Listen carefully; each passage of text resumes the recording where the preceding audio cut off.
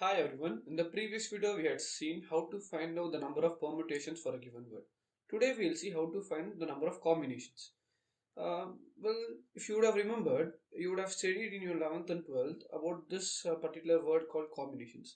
Combinations state that uh, for any number of elements given, how many different possible uh, selections of the particular elements is possible. I'll give an example. Let us say we have an array of 1, 2, 3, 4 and 5, right? And then my simple question to you is, I have to select two elements. So what are the different possible combinations exist such that I select exactly two elements?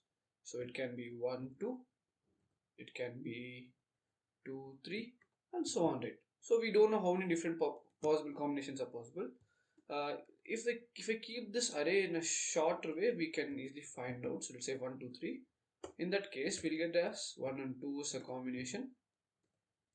We'll get 2 and 3 is a combination, and then we'll get a 1 and 3 as our combinations. So I can select two elements in three different ways from this particular array.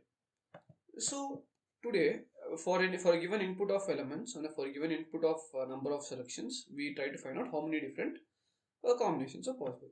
So if you have remembered in the previous video, I have already discussed about this factorial function. So I'm not going to explain much, but then I'll just recap for you guys. So here I'm creating a function called factorial. What I'm doing is I'm keeping a base condition, so this it terminates and that has not keep on go forever. So I'll be like, if n is 1, I just want it to return 1 and no more, and else I want it to return n times factorial of n minus 1. Done. So this is a concept in computer science which we call it as recursion.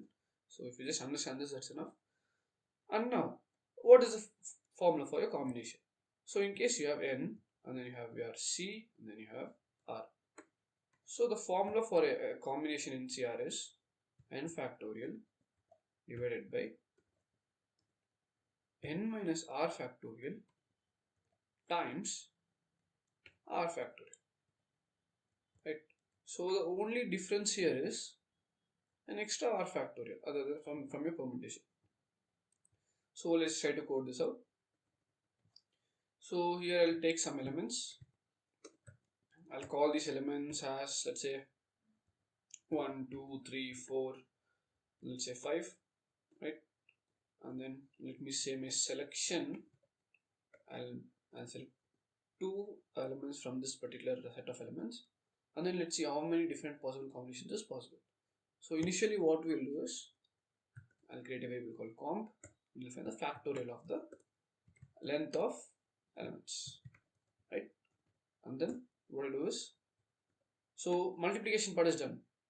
I mean, we found the number of the permutations. I mean, the factorial for the number of elements, and then now what we'll do is we'll try to divide it by the number of selection. That is, we know, right, n minus r factorial times r factorial. So that I'll just do it right now. So com divided by n minus r factorial. So n here is the factorial of length of elements minus the selection. That is n minus r. Right. So this was my n. The length of elements was my n, and this is my selection is my r, which are given as 2 as my input. And then it does not end here. Times factorial of selection, right? As we discussed before, n minus r factorial times r factorial. So I'm going to divide it and I'm going to print it off. Print comp. Let's run this code. And the answer is 10.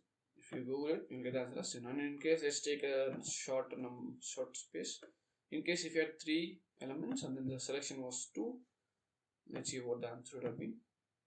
The answer is 3 because it's 1, 1, 2, 2, 3 and 1, 3. In case if I had taken a single selection from all these 3 elements,